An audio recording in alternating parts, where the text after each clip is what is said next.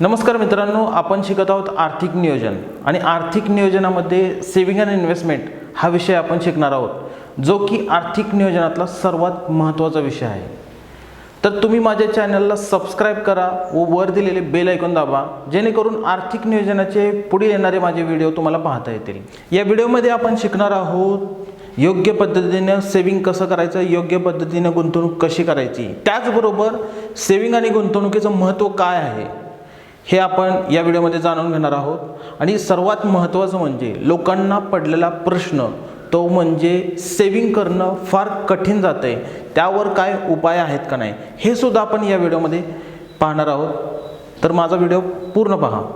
तर पहिली गोष्ट लक्षात घ्या की तुम्हाला सेव्हिंग किती करायचं आहे तुमच्या उत्पन्नातून। तर इथं मी तुम्हाला चार्ट दिलेला आहे, एक आहे ग्रीन झोन आणि एक आहे रेड झोन। म्हणजे इथं 30% पेक्षा जर पुढे बघायला गेला तर ग्रीन झोन आहे आणि 30% पेक्षा कमी हा रेड झोन आहे। जर तुमची फायनान्शियल हेल्थ जर चांगली ठेवायची असेल तर तुम्हाला 30% पेक्षा जास्त अमाऊंट ही सेव्ह केली पाहिजे तुमच्या उत्पन्नातून। अनेक लोकांचा प्रश्न असा आहे की उत्पन्न आमचं चांगलं आहे पण त्या तुलनेत आमचे खर्चही जास्त आहेत। तर अशा वेळेला सोल्युशन काय आहे, तर लक्षात ठेवा तुम्हाला उत्पन्नाचे स्रोत अनेक निर्माण करावे लागतील आणि उत्पन्नाचे स्रोत कसे निर्माण करायचे याबद्दल मी तुम्हाला माहिती देतोच आहे। तर लक्षात घ्या, तुम्हाला उत्पन्नाचे स्रोत निर्माण करण्यासाठी तुम्हाला सेव्हिंग करणं गरजेचं आहे आणि सेव्हिंग झालं तरच इन्व्हेस्टमेंट होणार आहे। एक सायकल आहे। फॉर एक्झाम्पल मी इथं तुम्हाला चार्टमध्ये दाखवलेला आहे, जो काही तुमचा इन्कम आहे त्या इन्कममधून तुम्ही तुमचे खर्च वजा केले तरच सेव्हिंग होणार आहे आणि सेव्हिंग झालं तरच इन्व्हेस्टमेंट होणार आहे आणि इन्व्हेस्टमेंट झाली तरच तुम्हाला इन्कम मिळणार आहे आणि इन्कम आला तर त्यातून तुमच्याकडे दोन ऑप्शन आहेत। तो पहिला ऑप्शन म्हणजे तुम्ही त्याला रिइन्व्हेस्ट करणार परत आलेल्या उत्पन्नातून, किंवा तुम्ही ते सर्व पैसे आलेले उत्पन्नातले खर्च करून टाकणार। जर तुम्ही रिइन्व्हेस्ट केले तर पुन्हा इन्कम मिळणार आणि पुन्हा तुम्ही इन्व्हेस्ट करणार। हे सायकल कंटिन्युअसली चालत जाईल, याने तुमची वेल्थ नक्कीच वाढेल। तर लक्षात घ्या, जसं मी ह्या चार्टमध्ये तुम्हाला सांगितलेलं आहे की तुम्हाला इन्व्हेस्टमेंट कशी करायची आहे, बरोबर आहे। इथं तुम्हाला मी जसं वरती सांगितलं की तुम्ही जो काही इन्कम करताय आता सध्या, तो इन्कम एक तर तुम्ही जॉब करताय, ठीक आहे, जॉब करून तुम्ही अर्निंग करताय, त्याचबरोबर तुम्ही कुठेतरी बिझनेस करत असाल तिथं तुम्ही अर्निंग करताय, हा तुमचा प्रायमरी इन्कम आहे, बरोबर आहे। तर प्रायमरी इन्कम आहे ज्यामध्ये तुम्ही काय करताय, वेळ देताय आणि पैसे कमवताय, मग तुमचा जॉब असेल किंवा बिझनेस असेल। पण इन्व्हेस्टमेंट अशी एक गोष्ट आहे की अनेक इन्व्हेस्टमेंटचे असे टाईप आहेत जिथं तुम्हाला वेळ द्यायची काही गरज नाही आहे, तुम्हाला पैशाने पैसा कमवता येईल। म्हणून इन्व्हेस्टमेंट असं एक साधन आहे की न वेळ देता तुम्ही अर्निंग करू शकता, ज्यासाठी तुम्ही कमवलेले पैसे तुम्हाला तिथं इन्व्हेस्ट करायचे आहेत आणि जिथून तुम्हाला अर्निंग होणार आहे।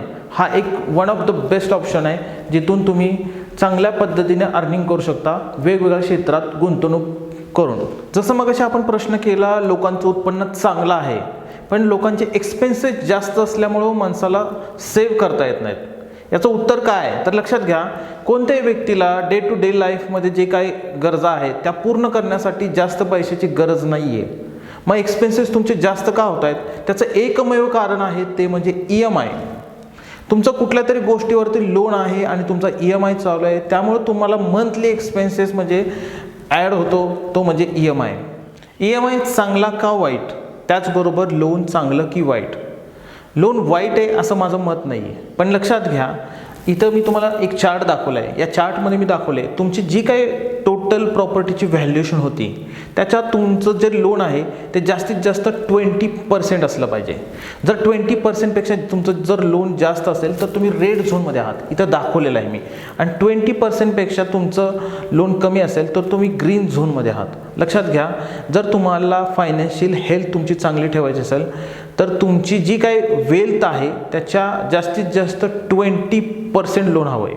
तर लक्षात घ्या, हे झालं पहिला इंडिकेटर।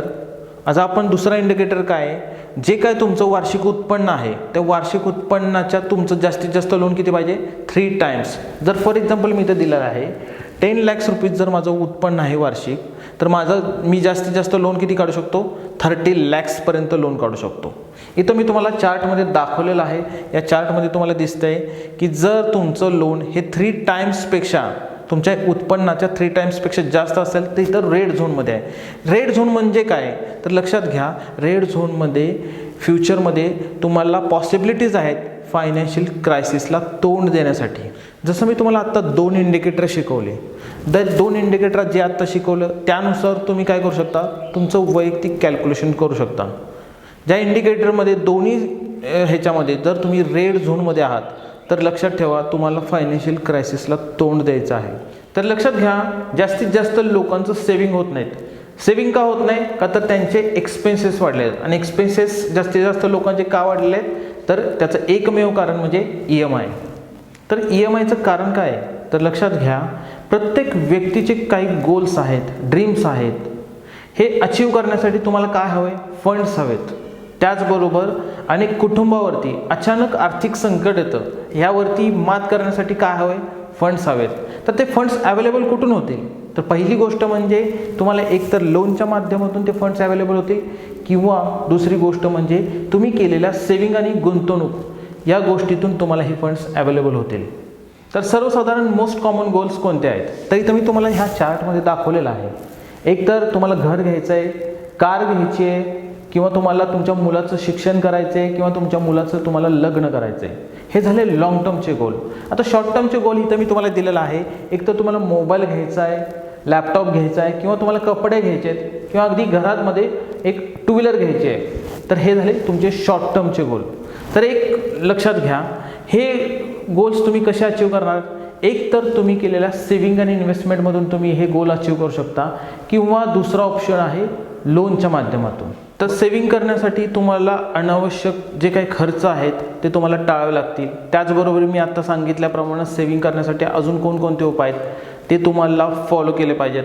जसं की आज आपण शिकलो सेविंग कसं केलं पाहिजे, त्याचबरोबर सेविंग करणं का महत्त्वाचं आहे याबद्दल आपण आज माहिती घेतलेली आहे. त्यामध्ये अजून एक गोष्ट राहिलेली आहे ते म्हणजे इन्व्हेस्टमेंट. की EMI हे एकमेव असं कारण आहे ज्यामुळे भविष्यामध्ये लोकांना सेविंग करणं कठीण होणार आहे.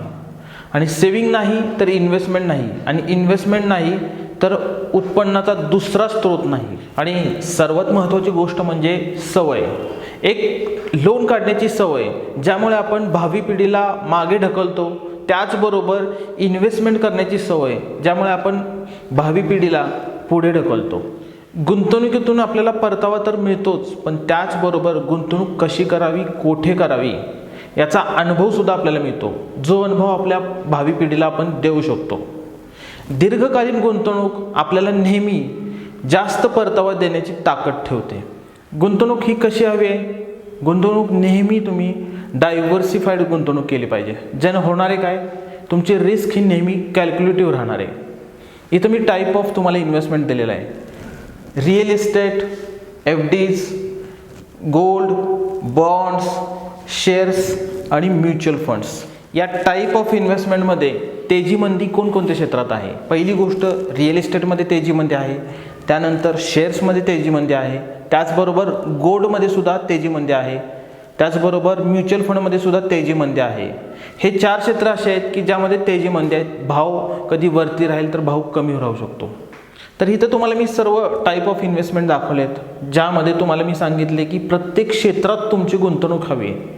आता त्याचा फायदा काय आहे यावर आपण चर्चा करणारच आहोत, पण आता मॅक्सिमम लोकांना प्रॉब्लेम काय होतोय आणि त्याच्यावर सोल्युशन काय आहे हे आपण पहिल्यांदा बघूया. हे लक्षात घ्या, इथं मी तुम्हाला एक चित्र दाखवलं आहे हॉट एअर बलूनचं. त्याचबरोबर मी इथं खाली दाखवलेलं आहे इन्व्हर्टेड पिरॅमिड. इथं हॉट एअर बलून म्हणजे तुम्हाला दाखवलेलं आहे की 95 to 98% लोकांची इन्व्हेस्टमेंट ही रिअल इस्टेटमध्ये आहे. त्याचबरोबर 2 to 5% इन्व्हेस्टमेंट ही गोल्डमध्ये आहे, ते पण ज्वेलरीच्या स्वरूपात. तर खाली मी इन्व्हर्टेड पिरॅमिडमध्ये तुम्हाला मी दाखवलेलं आहे की 85 to 98% लोकांची इन्व्हेस्टमेंट ही रिअल इस्टेटमध्ये आहे. त्याचबरोबर 5 to 15% इन्व्हेस्टमेंट ही गोल्डमध्ये आहे, ती पण ज्वेलरीच्या स्वरूपात.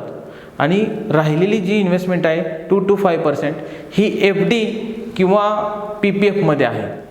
आता तुम्ही एक लक्षात घेतलं की जास्तीत जास्त लोकांची इन्व्हेस्टमेंट रिअल इस्टेटमध्ये आहे, त्याचबरोबर गोल्डमध्ये आहे, पण ते ज्वेलरीच्या स्वरूपात.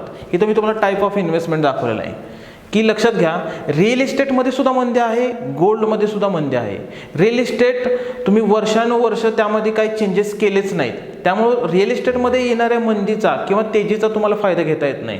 त्याचबरोबर गोल्ड हे आहे तुमचं ज्वेलरीच्या स्वरूपात आहे, त्यामुळे गोल्डमध्ये सुद्धा जी काही तेजी येते किंवा मंदी येते त्याचा तुम्हाला फायदा घेता येत नाही. लक्षात घ्या, इथे रिअल इस्टेटमध्ये तुम्ही तेजी मंदीचा फायदा घेऊ शकता, गोल्डमध्ये सुद्धा तेजी मंदीचा फायदा घेऊ शकता, त्याचबरोबर शेअर मार्केटमध्ये सुद्धा गुंतवणूक करून तेजी मंदीचा फायदा घेऊ शकता, किंवा म्युच्युअल फंडमध्ये सुद्धा तेजी मंदीचा तुम्ही फायदा घेऊ शकता. पण यासाठी काय हवं आहे, तुम्हाला ती तेजी मंदी ओळखता आली पाहिजे. तुमची इन्व्हेस्टमेंट तुम्हाला नेहमी स्विच करता आली पाहिजे, तेजी मंदीचा तुम्ही फायदा घेतला पाहिजे.